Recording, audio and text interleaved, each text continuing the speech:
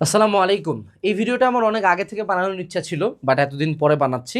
আজকের এই ভিডিওটার টাইটেল হইল যে কিভাবে তুমি বুঝবা তুমি চান্স পাবাই। খুব আজব একটা কথা যে ভাই আমি কেমনে বুঝবা আমি চান্স পাবো, আমি তো এটা আসলে বোঝা যায় নাকি? আবার উত্তর হলো যায়।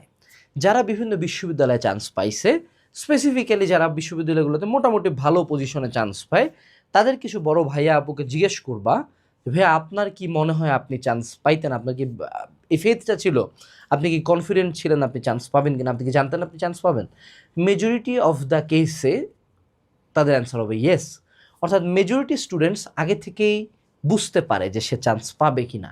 এটা খুবই আজব একটা ফিলিংস, এবং যখন তুমি বুঝতে পারবা তুমি চান্স পাবা, এটা তোমার জন্য আরও পজিটিভ ওয়েতে কাজ করে। কারণ তখন তুমি কনফিডেন্ট থাকো, তখন তুমি মেন্টালি স্ট্রং থাকো, এবং তখন তুমি ওই জিনিসটা অ্যাচিভ করার জন্য ওয়ার্ক করো। ঠিক আছে? তো সেক্ষেত্রে আজকে আমরা তোমার কিছু কিছু মানে লক্ষণ বলবো যেগুলো থাকলে তুমি বুঝবা তুমি চান্স পাবা। এই ভিডিওটার উদ্দেশ্য এই না যে ভাই আমার মধ্যে তো এগুলো একটা লক্ষণও নাই, তার মানে কি আমি চান্স পাবো না? উত্তর হলো না। যদি তোমার মধ্যে এগুলো লক্ষণ না থাকে তুমি এগুলো ক্রিয়েট করতে পারবা। সিম্পলি জাস্ট এই গ্যাপগুলা তুমি ফিল আপ করে ফেলবা, তাইলেই ইনশাল্লাহ তুমিও রেডি চান্স পাওয়ার জন্য। প্রথম যেটা, সেটা হলো একটা এক্সপিরিয়েন্স তোমাদের সাথে শেয়ার করি, একটা গল্প তোমাদের সাথে শেয়ার করি। সো মেজরিটি স্টুডেন্টস ভর্তি পরীক্ষা শুরু হওয়ার প্রথম 50% টাইম, অর্থাৎ ধরে নাও তোমার ভর্তি পরীক্ষা 1 ঘন্টার, সো তুমি 30 মিনিটের মধ্যেই, প্রথম 30 মিনিটের মধ্যে ডিসাইড হয়ে যায় যে তুমি চান্স পাবা কিনা। কারণ প্রথম 30 মিনিটের মধ্যে একটা মানুষের মাথাটা থাকে ফ্রেশ, এবং এই 30 মিনিট পরে ব্রেন প্যানিক মোডে চলে যায়। লাস্ট 10 মিনিটে তুমি মেজরিটি যা ক্যালকুলেশন করতে যাওয়া মিলবে না, দাগাবে না, এটা তোমরা পরীক্ষার হলে ফেস করছো। এবং এই প্রথম 30 মিনিটের মধ্যে, অর্থাৎ প্রথম 30 মিনিট তো না, অ্যাকচুয়ালি প্রথম 50% টাইমের মধ্যে, যেই যতক্ষণের পরীক্ষা হোক না কেন, তুমি যে কয়টা কোশ্চেন দাগাও এগুলাই তোমার ভর্তি পরীক্ষার সিংহভাগ নাম্বারগুলো ক্যারি করে। এবং এই টাইমে তোমার ক্যালকুলেশন মিস্টেক মিনিমাম হয়, তুমি ভুলভাল দাগাও না, তুমি হলো এক্সট্রা দাগায় আসো না। ঠিক আছে? এবং এই 30 মিনিটের মধ্যে মেজরিটি স্টুডেন্টস, ইভেন আমিও, তো বুঝতে পারতাম যে আমি এবার চান্স পাচ্ছি। কোশ্চেনটার অ্যান্সার করতে ধরে বোঝা যায় যে আমি চান্স পাবো কিনা। তোমার যদি প্রথম 50% টাইমে পারফরমেন্স খুবই শিট হয়, তোমার পুরা পরীক্ষা শিট হবে, ফলশ্রুতিতে তুমি চান্স পাবো না। এই ঘটনাটা আবার অ্যাডমিশন টাইমেও ঘটে। সো এক্সাম হলে তুমি কেমনে আমরা বুঝতে পারি যে আমি চান্স পাবো এক্সাম হলটাতে? এটা তখন বোঝা যায় যখন আমি প্রথম 30 মিনিটে অ্যাটলিস্ট এনশিওর করে ফেলছি 60-70% মার্কস। ভাই এটা কেমন কথা? আমি তো 60-70% কোশ্চেনও পড়তে পারি না। এটাই হলো আইরনি। যারা ভালো স্টুডেন্ট ওরা কোশ্চেনটা স্কিপ করা জানে, অর্থাৎ বেশ কিছু কোশ্চেন সে জানে অ্যান্সার করতে পারবে না, টাফ অলোকে সে ঠাক ঠাক ঠাক ঠাক করে স্কিপ করে, যেগুলা একবারে হাইয়েস্ট কনফিডেন্সের সাথে কারেক্টলি পারবে সেগুলো সে প্রথম অর্ধেক সময়ের মধ্যে মারা দেয়। এটাকে বলা হয় একটা রান। ঠিক আছে? সেকেন্ড রানে আসে সে ক্যালকুলেশনগুলো করে, থার্ড রানে আসে যেগুলো সে কনফিউশন আছে, চিন্তা করা যায়, ব্রেনে প্রেশার দেবার করা যায়, সেটা করে। সো নর্মালি ভালো স্টুডেন্টরা মিনিমাম 2টা রান দেয়। এটা তোমাকে কোনো কোচিং সেন্টার বলছে কিনা জানি না, বাট মিনিমাম 2বার কোশ্চেনটা শেষ করা লাগে। প্রথম রানে যার 60-70% কারেক্ট হয়ে যায়, পরবর্তী রানে সে আর 5-10% এনশিওর করে, এবং 75% মার্ক পাইলে যে কোনো ভর্তি পরীক্ষায় সাধারণত চান্স হয়ে যায়। আর যারা টপার তারা তো আরও বেশি নাম্বার পায়। হ্যাঁ, প্রথম রানে তাদের আরও নাম্বার উঠে আসে। এবং যখন একজন স্টুডেন্ট দেখে যে না, আমার প্রথম রানেই মোটামুটি সিগনিফিকেন্ট নাম্বার অফ কোশ্চেন্স আমি পারে গেছি, এবং অনেক ক্ষেত্রে দেখা যেত যে, যেমন আমি কুয়েট ভর্তি পরীক্ষার মনে হয় যখন বের হওয়ার অপশন ছিল 30 মিনিট না 40 মিনিট আগে, তখনই বের হয়ে গেছি। অর্থাৎ আমার অনেক ভর্তি পরীক্ষা আমি কিন্তু আগে আগে বের হয়ে গেছি, অনেক জায়গা থেকে আমাকে আগে আগে বের হইতে দেয় নাই। তারপর আল্লাহর রহমতে আমি 15টা ভার্সিটিতে পরীক্ষা দিছি, 15টাতেই চান্স পেয়ে বসেছিলাম। ঠিক আছে? তো সেক্ষেত্রে এই এক্সাম হলটা একটা ডিটারমিনেশনের কাজ করতেছে, যে ও মেন্টালি যখন তুমি দেখবা যে না তুমি অর্ধেক পরীক্ষা দিছো, মেন্টালি তুমি খুব কাম অবস্থায় আছো, কোনো কোশ্চেন দেখে তুমি কোনো প্যানিকে নাই, কোশ্চেন কঠিন হোক সহজ নাই, তুমি প্যানিকে নাই, তুমি ঠান্ডা মাথায় এক্সাম দিচ্ছ, তখন তুমি বুঝবা তুমি এক্সাম হলে চান্স পাইতে যাচ্ছ। এরপরে অ্যাডমিশন টাইমের কি কি ইন্ডিকেশনস আছে একজন স্টুডেন্টের চান্স পাওয়ার? প্রথমত, তুমি কি জানো, মানে যে কি আসবে। তুমি অলরেডি জানো যে তোমার যেটা টার্গেট, সেটা মেডিকেল হোক, বুয়েট হোক, সেটা ঢাবি হোক, যেটাই হোক, জাবি হোক, রাবি হোক, তুমি অলরেডি জানো তোমার ভর্তি পরীক্ষায় কি কি আসবে। অর্থাৎ দ্য সিলেবাস। ঠিক আছে? তুমি ভার্সিটিরটা জানো, তুমি ইঞ্জিনিয়ারিংয়েরটা জানো, তুমি বেসিক্যালি যেটা করছো, তুমি কোশ্চেন অ্যানালাইসিস করছো। দেখো আমি কেন এটার এত ফোকাস দিচ্ছি, দেখো তোমরা যদি বলো যে ভাইয়া ভার্সিটি ইউনিট ভেক্টর থেকে কি আসবে, এই কোশ্চেনটা যদি আমি তোমাকে করি এটার উত্তর কি তোমার জানা আছে কিনা, যেমন আমি বলে দিই কি আসবে। তোমার হলো লম্ব ভেক্টর, সমান্তরাল ভেক্টর, সর্বোচ্চ ডাইভারজেন্স কাল থেকে একটা বেসিক কিছু জিনিসপাতি আসতে পারে, যে কত মান শূন্য হইলে সলিনয়েডাল, কার্ল কত হইলে এটা ঘূর্ণনশীল না, এই টাইপের জিনিসপাতি আসবে। আর ডট ক্রস গুণফল দিয়ে ক্ষেত্রফল বের করা, এই যে হাতে গোনা 4-5টা টাইপ বললাম এগুলার মধ্যে আসবে। নদী নৌকার ম্যাথ দেওয়ার সম্ভাবনা খুবই কম, দিলে দিতে পারে, বাট ভার্সিটি ইউনিটে এগুলা কোশ্চেনে আসে ভেক্টরের ক্ষেত্রে। এখন আমার প্রশ্ন হইল, তুমি কি ভেক্টরের ক্ষেত্রে এই যে আমি টপিকগুলা বললাম এগুলা কি তুমি জানতা? কারণ যারা ভালো স্টুডেন্ট দে অলরেডি নো যে এগুলো আসবে। যেমন ম্যাট্রিক্সের ক্ষেত্রে তুমি ভার্সিটি বলো, ইঞ্জিনিয়ারিং বলো, তোমার বিপরীত ম্যাট্রিক্সই মোস্ট ইম্পর্টেন্ট। সো যেটা জানে সেটাতে এক্সপার্ট হয়েছে, রিটেনের জন্য এক্সপার্ট হয়েছে, এমসিকিউর জন্য এক্সপার্ট হয়েছে। আবার মেডিকেলের ক্ষেত্রে স্নায়ুর ছক, হাড্ডির ছক, পরিপাক এনজাইমের ছক, হরমোনের ছক, এই যে 4টা ছক বললাম, এই 4টা ছক থেকে 3 থেকে 4 মার্ক কোশ্চেন কমন আসেই, প্রত্যেকবার মেডিকেল ভর্তি পরীক্ষা আসে। সো এই জিনিসটা যে আমি জানতেছি, তুমি কি জানো অ্যাজ এ স্টুডেন্ট? সো এই যে যখন তুমি একটা চ্যাপ্টারের বা একটা সাবজেক্টের বা একটা বইয়ের বা তোমার যেটার প্রিপারেশন সেটার বিগত বছরের কোশ্চেন অ্যানালাইসিস করে জানবা যে কী কী আসে, তখন তুমি ওগুলো নিয়ে বেশি ফোকাস দিবা এবং তখনই মোটামুটি ডিটারমাইন হয়ে যায় যে একজন স্টুডেন্ট চান্স পাবে। কারণ ভর্তি পরীক্ষার সময় সবচেয়ে বেশি যে জিনিসটাতে মানুষজন ভুগে, যে ও এত কিছু পড়তে চায় প্রথম দিক থেকে, পরে দেখে যে এত ক্ষমতা আমার ব্রেনের নাই। 3 নাম্বার উইকলিতে আসে, প্রথম উইকলি পুরাপুরি মাথা থেকে বের হয়ে গেছে, তখন সে রিয়েলাইজ করে যে আমি ফাক আপ করছি একটা, এবং তখন সে প্যানিক করে কী যে পড়বে বোঝা পায় না। কিন্তু যে শুরু থেকেই অ্যানালাইসিসটা করছে সে শুরু থেকে ঠান্ডা মাথায় আছে। যেমন আমাদের যে অ্যানালাইসিস মেগাবুকগুলো আছে কিউএনের, এই বইগুলা বিগত বছরের কোশ্চেন অ্যানালাইসিস করে। দেখো মজার কথা, ইঞ্জিনিয়ারিংয়ের ফিজিক্স এইটুকু হয়ে গেছে, ভার্সিটির ম্যাথ এইটুকু হয়ে গেছে, তুমি দেখো মেডিকেলের কেমিস্ট্রি মাত্র এইটুকু হয়ে গেছে, পুরো এইটুকু। অর্থাৎ সব বই কালেক্ট করে একটা জায়গায় আনার পর কোশ্চেন সহ। সো যারা এই অ্যানালাইসিস বইগুলো পড়বে সে অলরেডি জানে যে এই বইয়ের ভিতর থেকে 80% কমন আসে। তুমি আমাদের কোর্সের যে কোনো ক্লাস করবে, রেকর্ডেড ক্লাস, আমাদের সবচেয়ে সিনিয়র টিচার প্যানেলেই ক্লাস নিছে, কিন্তু ক্লাসগুলো কম্প্যাক্ট ফরমেশনে আছে। অর্থাৎ তুমি AD20 কুপন ইউজ করে কিন্তু এনরোল করতে পারো 20% ডিসকাউন্টে, এবং কিউএনের ক্ষেত্রে কিউএনএ এই কুপনটা ইউজ করতে পারো। তোমার বিগত বছরের কোশ্চেন অ্যানালাইসিস করে আমাদের স্লাইড বানানো হয়, আমরাই পড়াই একমাত্র বিগত বছরের কোশ্চেন। আমার পাবলিকেশনের নাম হলো কিউএনএ, কোশ্চেন অ্যানালাইসিস। হ্যাঁ, সো এই জিনিসগুলো তোমরা ডিসক্রিপশন থেকে চেক আউট করতে পারো, বাট এই আইডিয়াটা তোমার আছে কিনা এটা ইনশিওর করতে হবে। 2 নাম্বার কোশ্চেন, কখন তুমি বুঝবা যে তুমি ভর্তি পরীক্ষায় চান্স পেতে যাচ্ছ? তুমি জানো যে তুমি কি ছাড়ে আসবা। এটা একটা অনেক বড় দক্ষতা ভাই। মানে বিভিন্ন বিশ্ববিদ্যালয় ভর্তি পরীক্ষার বা মেডিকেল ভর্তি পরীক্ষায় মনে রাখতে হবে কেউ 100% অ্যান্সার করে না। যে ফার্স্ট হবে সেও 100% মার্ক পাবে না।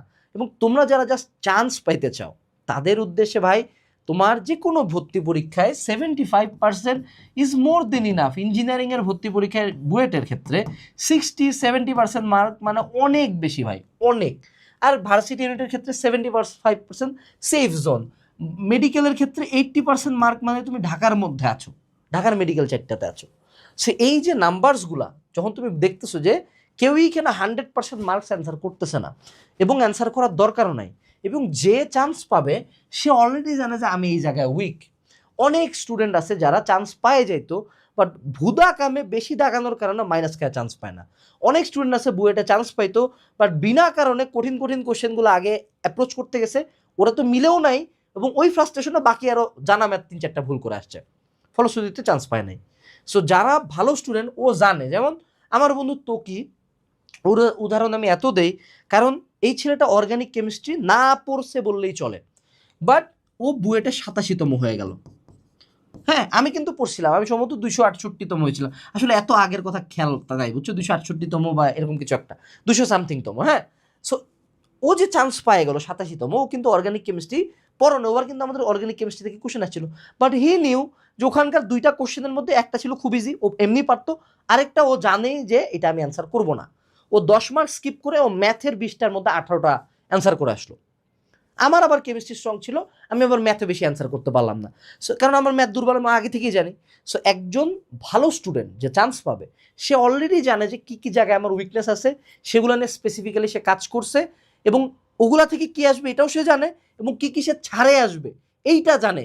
ভর্তি পরীক্ষায় তোমার ছাড়ার মানসিকতা যদি না থাকে, তোমার যদি এমন হয় যে না ঢাবিতে ফিজিক্সের 5টা কোশ্চেন কঠিন হয়, এই 5টা আমাকে পারেই আসতে হবে, তাহলে তুমি শুধুই 5টাই পারে আসবে, বাকি 10টা যে ইজি ছিল এগুলো তুমি পারবা না। So you know the art of giving up, এটা ইম্পর্টেন্ট। এরপরে আসো, you know how hard you worked. এই জিনিসটা এত জরুরি ভাই, মানে বুঝাইতে পারবো না। কখনোই একটা স্টুডেন্ট যদি সারাটা দিন ঘুমায়, ফোন চালায়, কোচিং যায় না, বাঙ্ক মারে, ঘুরিয়া টুরিয়া বেড়ায় ঢাকার ভিতরে, সে কোনো দিন কনফিডেন্ট হইতে পারবে না সে চান্স পাবে। যদি তার আইকিউ 320 হয় তাও সে চান্স পাবে না, কারণ তার ব্রেনই কখনো বিলিভ করবে না যে তার দ্বারা সম্ভব। বাট যেই স্টুডেন্টটা দুর্বল ব্রেন হওয়া সত্ত্বেও প্রতিদিন কোচিং গেছে, ক্লাস করছে, এক্সাম দিছে, অনলাইনে ক্লাস করছে, বই পড়ছে, দিনে 10 থেকে 12 ঘন্টা বা 15 ঘন্টা অ্যাডমিশন টাইমটা যদি সে তার ক্রাফটে টাইম দিছে, তখন ব্রেন অটো রেডি হয়ে যায় যে he knows I work hard for this shit. এবং আমি যেটা দেখছি যে আমার ক্রসিং দ্যাট লাইন নামে একটা ব্যাপার ছিল, যে আমি অনেক ভর্তি পরীক্ষার আগে, যেমন মেডিকেল ভর্তি পরীক্ষার আগে আমার আগের প্রিপারেশন ছিল, বাট সেই সাথে আমি লাস্ট 7 দিন, আমাদের সময় মেডিকেল এবং বুয়েটের মাঝে 1 দিন ডিফারেন্স ছিল, তাও আমি মেডিকেলে সলিমুল্লাহ, বুয়েটেও চান্স পেয়েছিলাম, আর ঢাবি হয়েছিল তার 7 দিন আগে। সো 1 উইকের মধ্যে এগুলো সব হয়ে গেল। তাও আমি মেডিকেল ভর্তি পরীক্ষার আগে 7টা দিন কি অমানবিক পড়াটা পড়ছি রে ভাই, মানে 2-3 ঘন্টা করে পড়ে 24 ঘন্টা শুধু এটা পড়তেছে। এবং ইংলিশ, যেমন অলিম্পিয়াডগুলোর ক্ষেত্রে আমার ধরো বায়োলজি অলিম্পিয়াডের আগে আমি 7 দিনে প্রায় 16 বার বায়োলজি বইটা রিডিং পড়ছি, কোনো বুঝিও নাই, কিছু নাই, ডান নাই বাম নাই, 16 বার রিডিং পড়ে গেছি, যা আসছে তা দাগায় আসছে, চ্যাম্পিয়ন। ফার্স্ট ইয়ারে একটা পোলা চ্যাম্পিয়ন হয়ে আসছে বায়োলজি অলিম্পিয়াডে, আমি কিন্তু ফার্স্ট ইয়ারে তখন, সেকেন্ড ইয়ারে উঠে আবার চ্যাম্পিয়ন। সো এই যে আমি যখন দেখতাম যে আমি আমার পড়াশোনার একটা সার্টেন লিমিট আছে, যে ধরো আমি একটা কোশ্চেন ব্যাংক একদিনে শেষ করতেছি, 15 ঘন্টা 16 ঘন্টা করতে আসি একদিনে শেষ হয়ে গেল। সো যখন আমি হার্ডওয়ার্কের লিমিটগুলো পার করে দিতাম, তখন আমি অলরেডি জানি যে ইনশাল্লাহ আমি চান্স পাবো। তুমি কি ওই পরিমাণে হার্ডওয়ার্কটা করতেছো কি? যদি করতেছো তাহলে ভালো, যদি না করতেছো শুরু করো এখন থেকে। এরপরের কোশ্চেনটা খুবই ইম্পর্টেন্ট, এটা মানে ভেরি ভেরি ইম্পর্টেন্ট। এটা যত সময় যাচ্ছে তত বুঝতেছি যে you can visualise and you are confident.